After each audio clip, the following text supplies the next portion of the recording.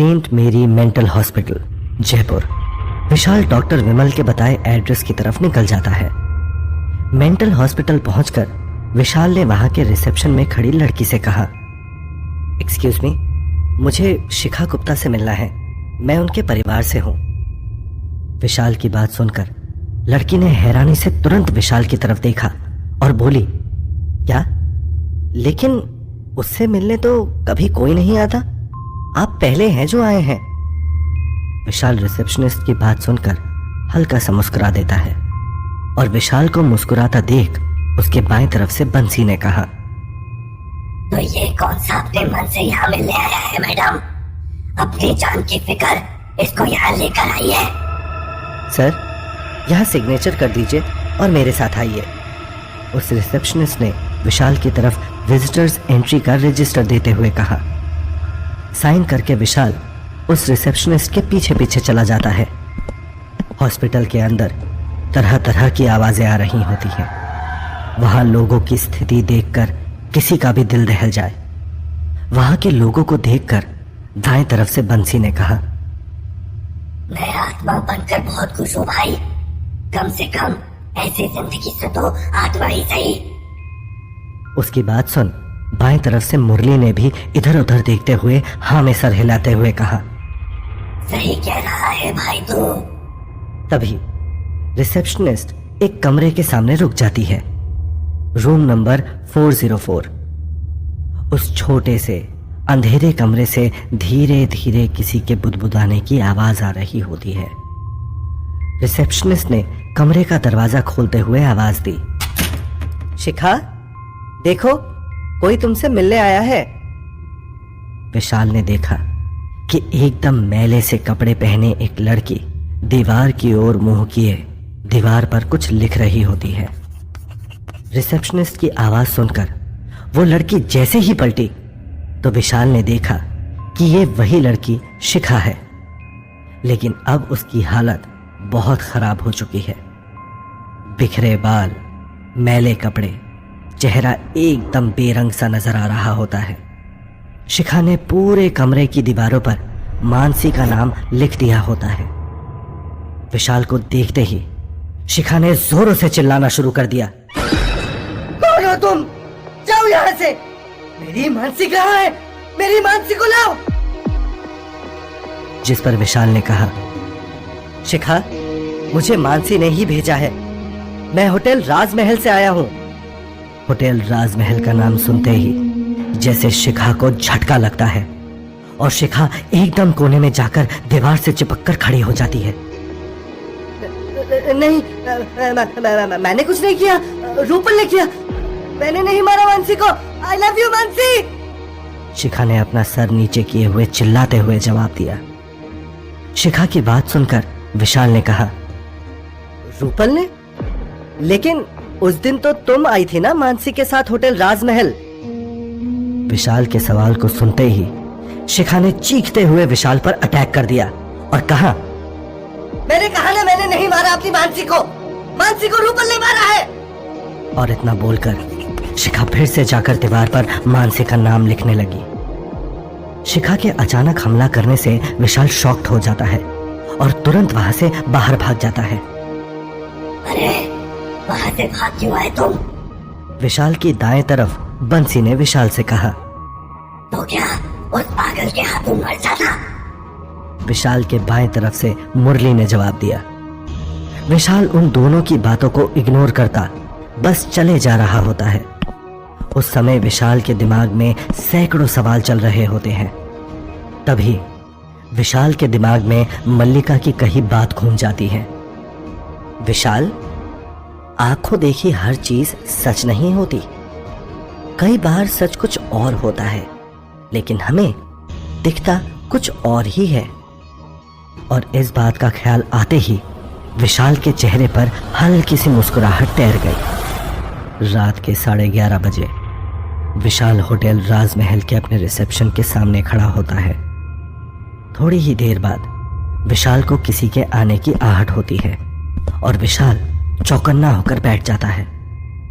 विशाल ने देखा कि फिर से शिखा और मानसी हाथों में हाथ डाले विशाल की ही तरफ चली आ रही होती हैं। विशाल के करीब आते ही आज मानसी ने अचानक नजरें उठाकर एक पल के लिए विशाल को देखा। इस तरह मानसी के देखने से विशाल की अचानक कपकपी छूट जाती है और अपने कमरे की चाबी लेकर दोनों वहां से चली जाती हैं। उन दोनों के जाते ही विशाल भी तुरंत उनके पीछे पीछे चला जाता है। कमरे में घुसते ही वो लड़कियां एक दूसरे को हक करने लगी। मानसी एक एक कर शिखा के कपड़े उतारने लगी और दूसरी तरफ शिखा भी मानसी को बीच बीच में इधर उधर चूमते जाती।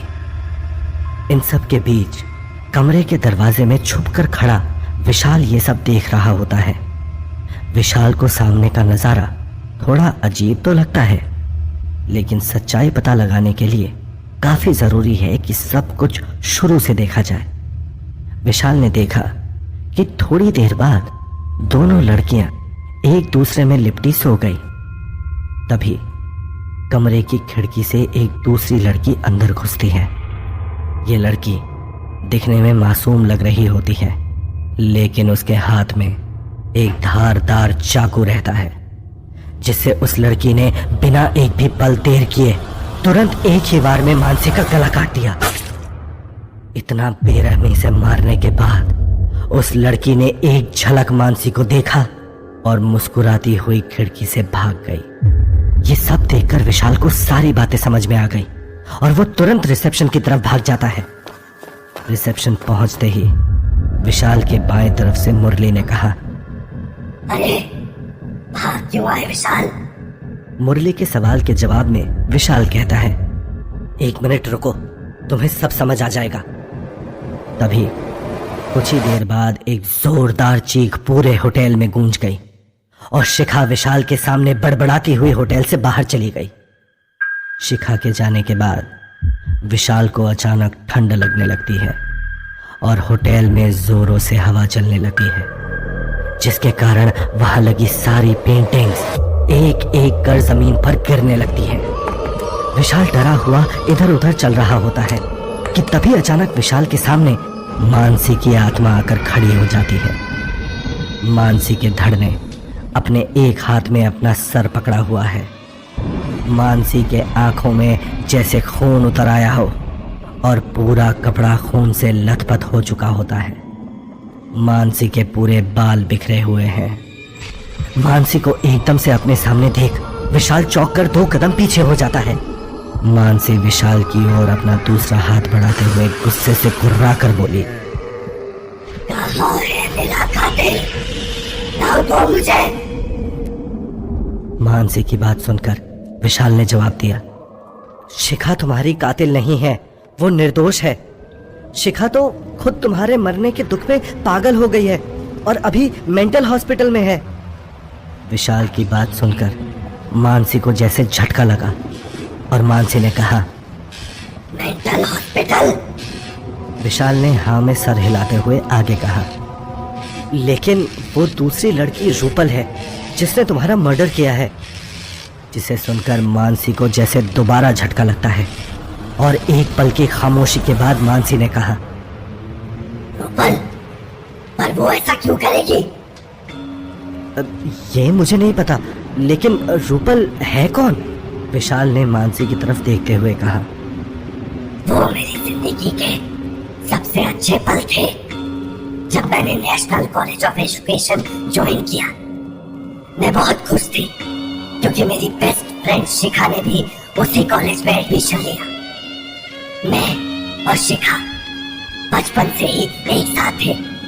तब हमारे कॉलेज में आई रूपल और जल्द ही वो भी हमारी बहुत अच्छी दोस्त बन गई। हम तीनों हर पल मस्ती करते साथ रहते। मानसी ने विशाल को देखते हुए कहा, तो फिर ऐसा क्या हुआ कि रूपल ने तुम्हारा मर्डर कर दिया? विशाल ने हैरानी से पूछा। विशाल का सवाल सुनकर मानसी ने एक पल रुककर जवाब देते हुए कहा, रूपल के बारे में बोला जाए ना विशाल, तो वो पूरी तरह ब्यूटी विद ब्रेन थी। सब चीजों में फर्स्ट आती थी। एक दिन कॉलेज के पीछे रूपल ने मुझे और शिखा को किस करते देख लिया और बस तब से वो हमसे दूरियां बनाने लगी। हमने उसे समझाने की बहुत कोशिश की, लेकिन रूपल ने हमारी कोई भी बात पर यकीन नहीं किया। उल्टा हम दोनों को ही बुरा भला कहने लगी। रूपल का कहना था हम जो कर रहे हैं वो गलत है, समाज के नियमों के खिलाफ है। इतना कहते कहते मानसी की आंखें नम हो जाती हैं और मानसी सामने दीवार को एकटक देखते हुए कहती है, गुस्से में आकर रूपल ने हम दोनों को धमकी दी कि वो हर किसी को हमारे रिश्ते के बारे में बता देगी। रूपल की बात सुन शिखा डिप्रेशन में आ गई और शिखा का मूड ठीक करने के लिए ही मैं यहाँ उसे लेकर आई थी। लेकिन मुझे कहाँ पता था कि रूपल हमारे साथ ऐसा कुछ कर देगी। इतना कहते ही मानसी गुस्से में कांपने लगती है और चिल्लाते हुए विशाल से कहती है, अगर जिंदा रहना चाहते हो तो 2 दिन के अंदर रूपल को यहाँ होटल राजमहल लेकर आओ। रूपल को मार कर ही मुझे अब शांति मिलेगी। मानसी का भयानक रूप देखकर विशाल की बोलती बंद हो जाती है और विशाल के हाँ में सर हिलाते ही मानसी वहां से गायब हो जाती है। मानसी के जाते ही विशाल राहत की सांस लेते हुए अपने डेस्क पर बैठ जाता है और तभी विशाल को मानसी की आवाज सुनाई देती है जो पूरे होटल में गूंज जाती है। याद रखना विशाल, सिर्फ 2 दिन। विशाल को समझ ही नहीं आ रहा होता कि वो रूपल का कैसे पता लगाए। तभी विशाल को मानसी की बात याद आती है। रूपल हमारे साथ कॉलेज में पढ़ती थी। विशाल समझ गया कि रूपल के बारे में इंफॉर्मेशन विशाल को कहां से मिलेगी।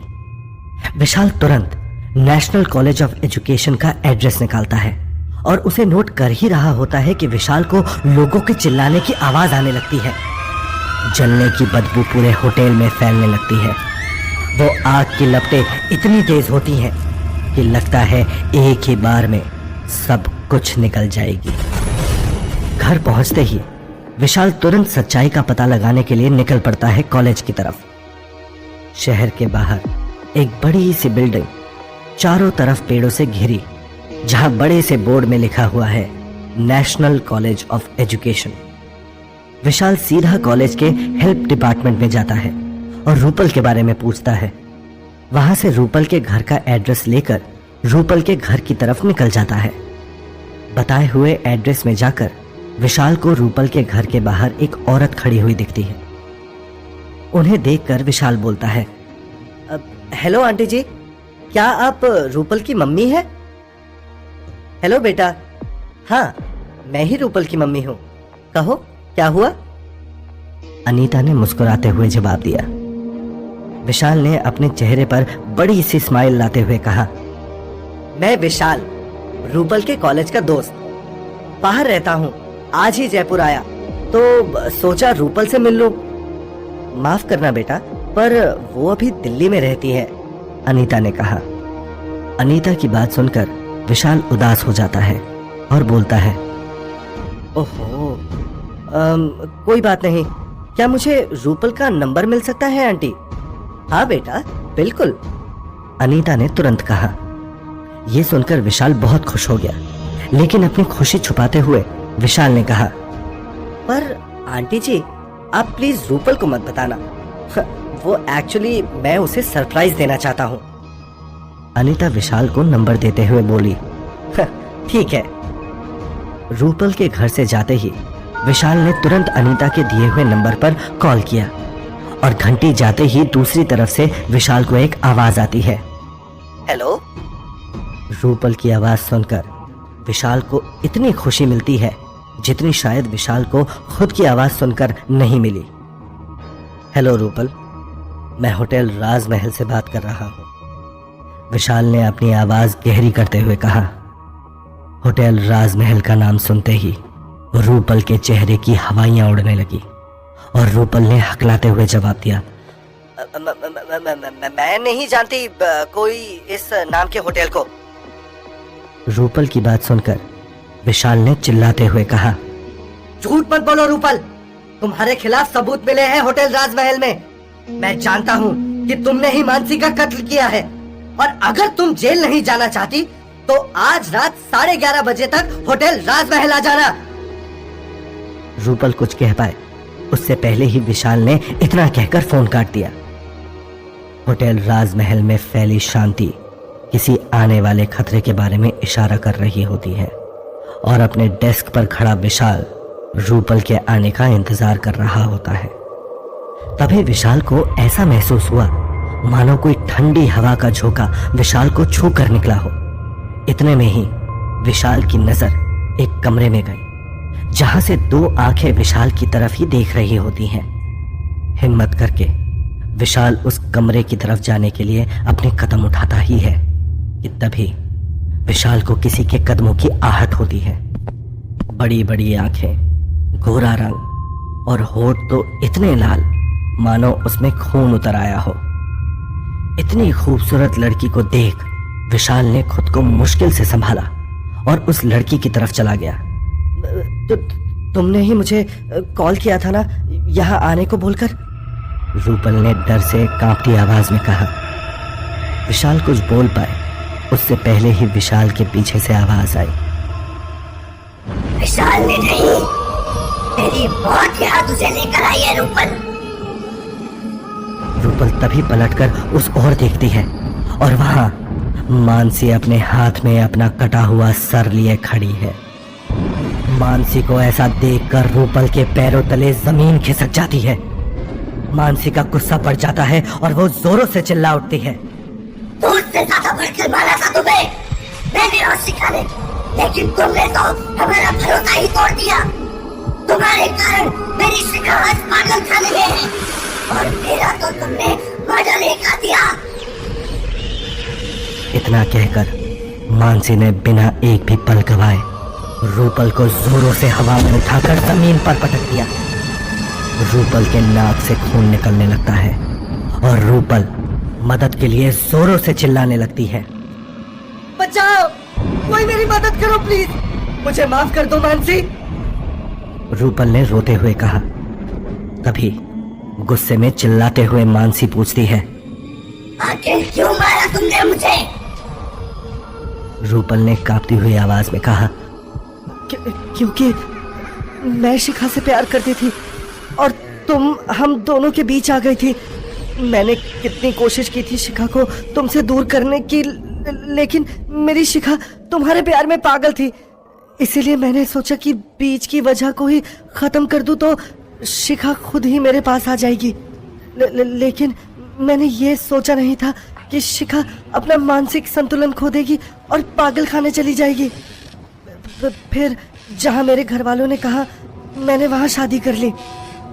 रूपल की बात सुन मानसी ने गुस्से में चिल्लाते हुए कहा, ये सब तुम्हारी वजह से हुआ, तो अब तुम्हें भी जीने का कोई हक नहीं। आज तुझे मुझसे कोई नहीं बचा सकता रूपल। आज तेरी मौत मेरे ही हाथों लिखी है।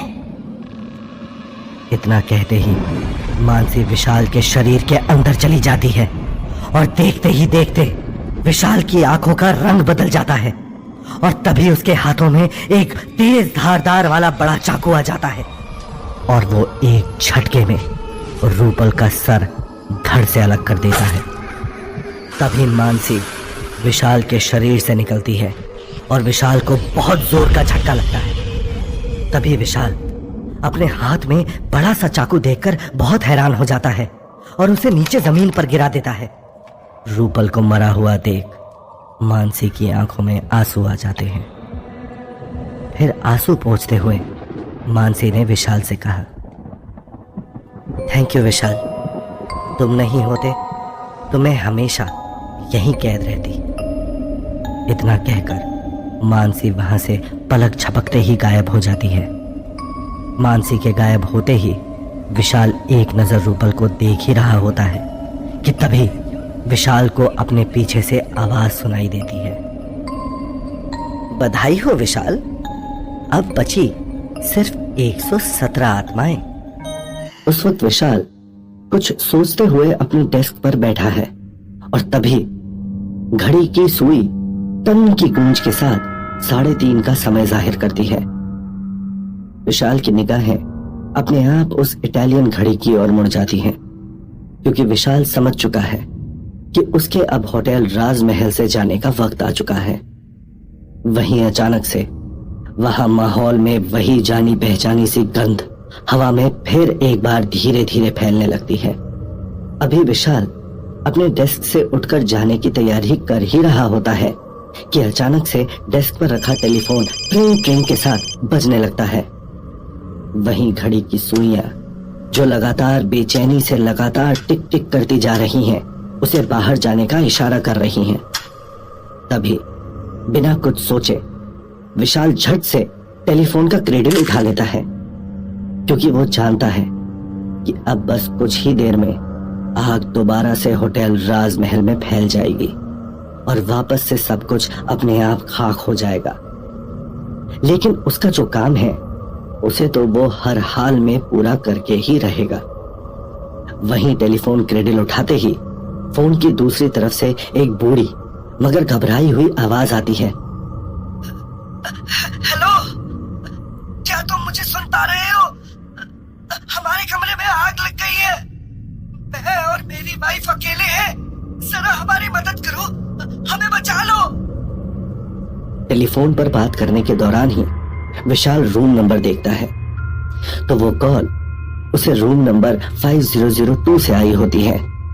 वहीं आगे कुछ कहते हुए सामने से टेलीफोन कट जाता है और उस आवाज के मालिक की जगह टेलीफोन पर एक गहरी खामोशी तैरने लगती है।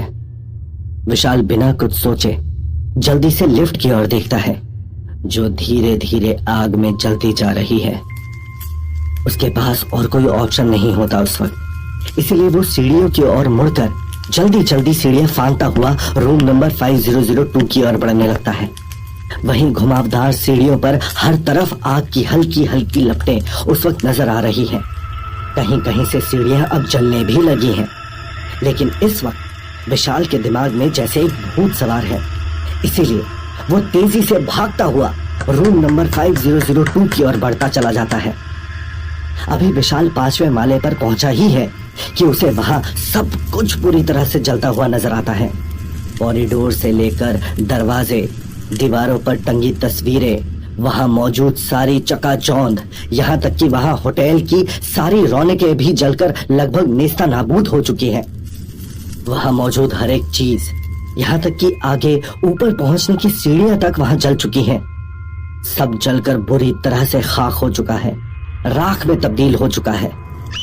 और उसके साथ ही वहां एक साथ कई सारे लोगों की चीखने की आवाजें भी आती जा रही हैं, जो धीरे धीरे शोर और बेचैनी में बदलती जा रही हैं। वहीं विशाल को ये चीखें बर्दाश्त नहीं होती और वो अपने कान पर हाथ रख लेता है।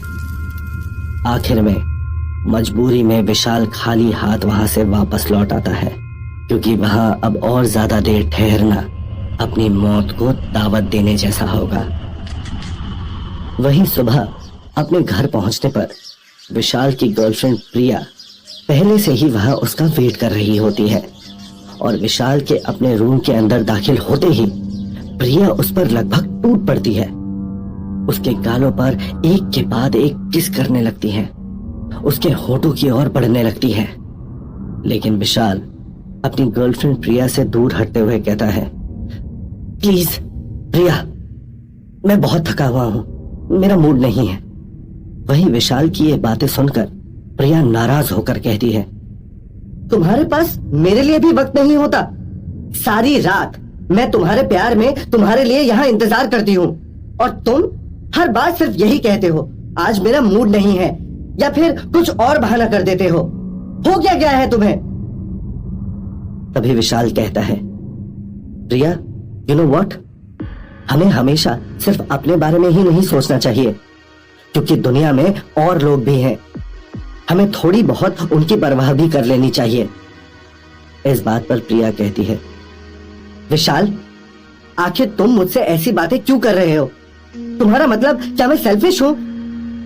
विशाल प्रिया की ओर देखकर कहता है, प्रिया, ये सच है, कभी कभी तुम सेल्फिश हो जाती हो और सिर्फ अपने बारे में सोचने लगती हो। तभी इसके जवाब में प्रिया कहती है, मैं जानती हूं तुम जानबूझकर मुझे परेशान करने के लिए ये सब कह रहे हो। अब बताओगे भी कि क्या हुआ है तुम्हारे साथ? Why are you behaving like this? विशाल कुछ टेंस नजर आने लगता है और प्रिया की ओर देखते हुए कहता है, प्रिया, मैंने आज जो कुछ भी फेस किया होटल राजमहल में, उसकी वजह से मेरा मूड कुछ खराब है। तभी प्रिया विशाल को कुछ भी आगे बोले दिए बिना बोल पड़ती है, तुम और तुम्हारा ये मनहूस होटल राजमहल, तुम्हारा ये होटल तो जैसे मेरी सौतन बन गया है। विशाल चौंक कर प्रिया की ओर देखता है। वहीं प्रिया घूर कर विशाल की आंखों में देखकर कहती है, विशाल, अब सच भी कह दो, तुम्हारा मन मुझसे ऊब गया है ना? कोई और लड़की तुम्हें पसंद आ गई है ना? इस बात पर विशाल गुस्सा हो जाता है और कहता है, प्रिया, इनफ! ये क्या बचपना है? तुम हर बार लड़की लड़की का रट लगाए रखती हो। क्या तुम्हारे दिमाग में इसके अलावा कुछ और नहीं चलता? तुम्हारी छोटी सी जिंदगी है, तुम बस उसी में उलझ कर रह जाती हो। जरा बाहर निकलो अपनी दुनिया से और जाकर देखो दुनिया में और क्या क्या हो रहा है। इस बात पर पलटवार करते हुए प्रिया गुस्से से कहती है, अब तुम ना अपने काम का गुस्सा मुझ पर निकालने लगे हो। बस करो, मुझे नहीं सुनना तुम्हारा कोई लेक्चर। इतना कहकर प्रिया वहां से पैर पटकते हुए चुपचाप से चली जाती है। तभी बंसी अचानक से फुसफुसाता है, अच्छा हुआ ये गुस्से में यहाँ से चली गई, बहुत विशाल के सर पर चढ़ रही थी। तभी बंसी की बात को काटते हुए मुरली बड़बड़ाता है, अबे तू कभी भी कुछ भी बोलता है। प्रिया एक लौती गर्लफ्रेंड है इसकी, इसे छोड़कर भाग जाएगी तो फिर क्या ये प्यार तुझसे करेगा? इतना सुनते ही विशाल जोर से चिल्लाता है, तुम लोग बस भी करो अब। तभी बंसी बोलता है, हमने कहा कुछ बोला? उसकी बात पर शय देता हुआ मुरली बोलता है, सही बोला तूने, शुरुआत तो इस चुड़ैल ने की थी। विशाल इरिटेट होकर कहता है, चुप! तुम दोनों में से अब कोई भी एक शब्द नहीं बोलेगा। इतना सुनते ही मुरली और बंसी दोनों गधे की सींग की तरह वहां से गायब हो जाते हैं और उनके जाते ही पूरे कमरे में एक शांति फैल जाती है। वहीं विशाल अपने कमरे में सो जाता है और दोबारा से रात होने का बेसब्री से इंतजार करने लगता है, क्योंकि पिछली रात जो कसर बाकी रह गई थी उसे आज की रात वो कैसे भी पूरा करके ही रहेगा। वहीं रात 11 बजते ही विशाल सीधे रूम नंबर 5002 पर पहुंचता है। विशाल जैसे ही कमरे में दाखिल होता है, एक बूढ़ा आदमी जिसकी उम्र तकरीबन 75 के करीब होती है, विशाल को वहां कमरे में आता देखकर चौंक जाता है और पूछता है, बेटा, तुम कौन हो? मैंने तो तुम्हें पहचाना नहीं।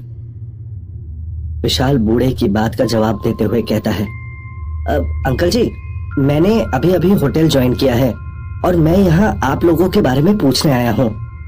तभी बूढ़ा आदमी उम्मीद भरी नजरों से देखकर विशाल को कहता है, बेटा, हम लोग तो यहाँ अपने बेटे का इंतजार कर रहे हैं।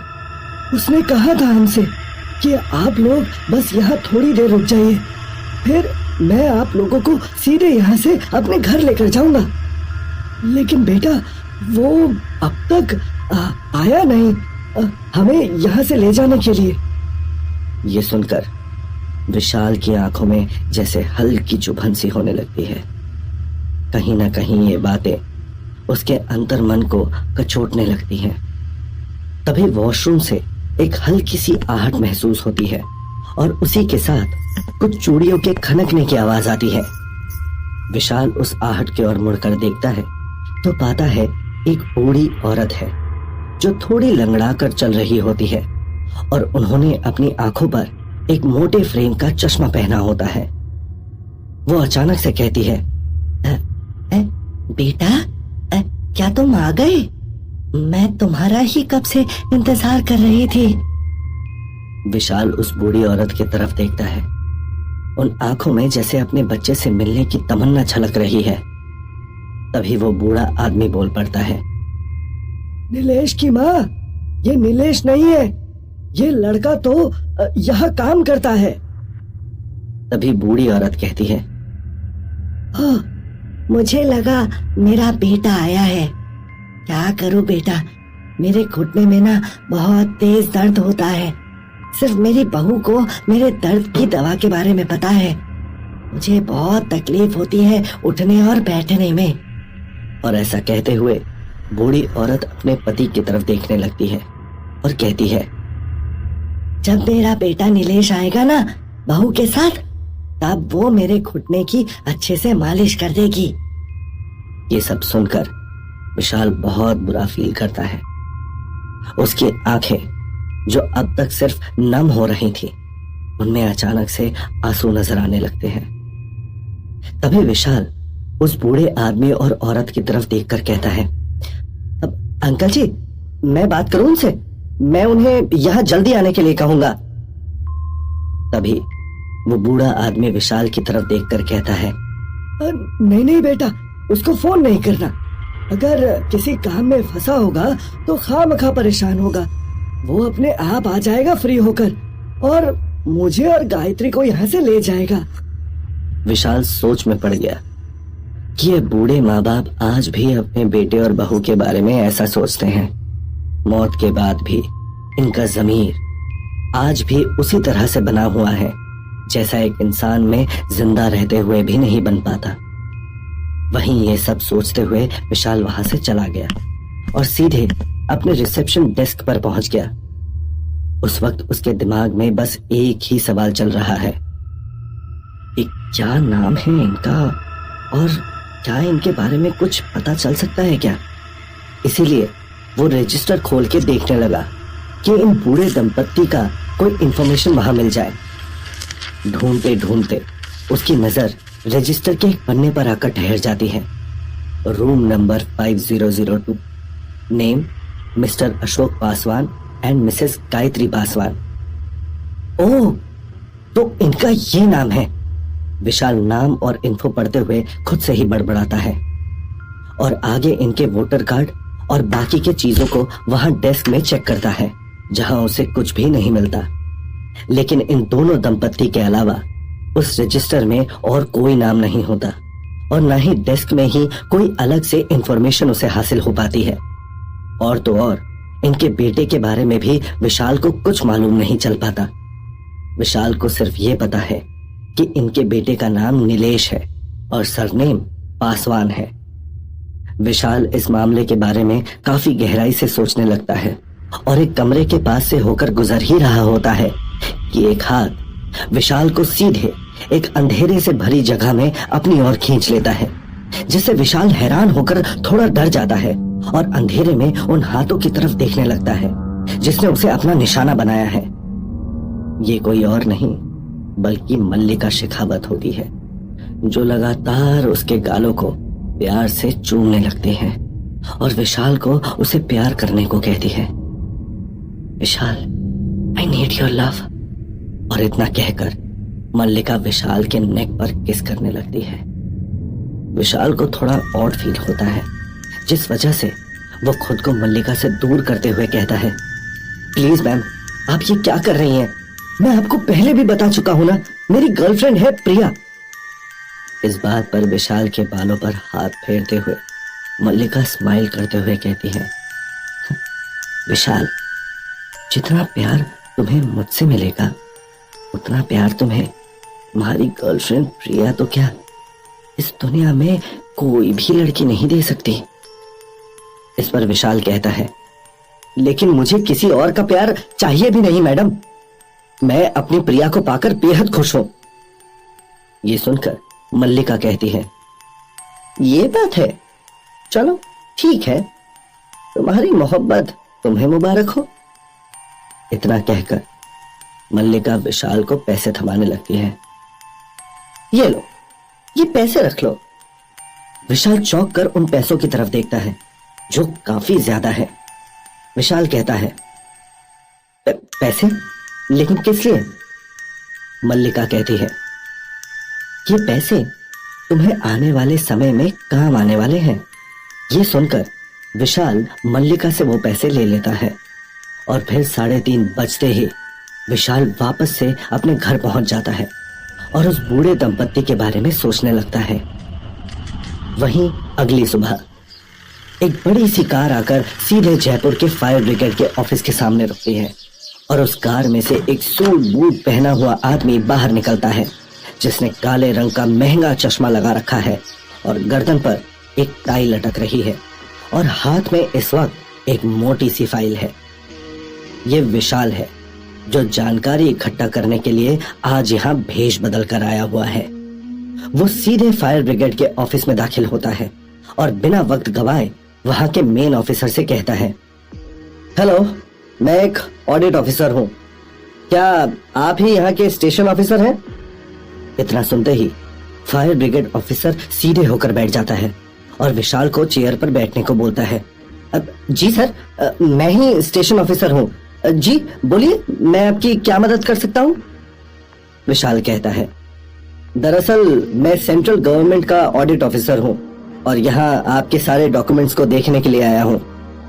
विशाल आगे पूछता है, आपके यहाँ जयपुर में होटल राजमहल में आग लगी थी ना, जिसमें काफी लोगों की जान चली गई थी? ये सुनकर ऑफिसर जवाब देता है, जी सर, यस सर, मुझे अच्छे से याद है। ये 2016 की बात है। हादसे में काफी लोगों की मौत हो गई थी, लेकिन इस हादसे को तो 7 साल गुजर गए हैं। अभी ये केस से आपको क्या लेना देना है? ये सुनकर विशाल जवाब देता है, हाँ, दरअसल पिछले 1 महीने से हमारे ऑफिस में काफी सारी कंप्लेंट्स आ रही हैं, जिसमें से कई लोगों को अब तक उनका कंपनसेशन अमाउंट आज तक नहीं मिला है। इसीलिए मुझे उस हादसे से जुड़ी लोगों की फाइल्स की डिटेल्स चाहिए कि कौन कौन उस हादसे में मारा गया था और किस किस को कंपनसेशन अमाउंट मिले थे या नहीं। मैं बस यही जानना चाहता हूँ।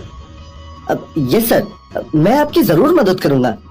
इतना कहकर फायर ब्रिगेड का वो स्टेशन ऑफिसर 2016 की फाइल लेने चला जाता है। वहीं थोड़ी देर बाद विशाल चाय पीते हुए उस 2016 की फाइल, जिसमें होटल राजमहल हादसे में मौत हुए लोगों की डिटेल्स मौजूद है, उसको पढ़ता हुआ आखिर में एक नाम पर आकर ठहर जाता है, क्योंकि पूरी फाइल में सिर्फ एक ही इंसान होता है जिसका नाम पासवान सरनेम के साथ होता है, नीलेश पासवान। तो अब क्या होगा आगे कहानी में? कैसे विशाल मिला पाएगा उस बूढ़े दंपत्ति को उनके बेटे से?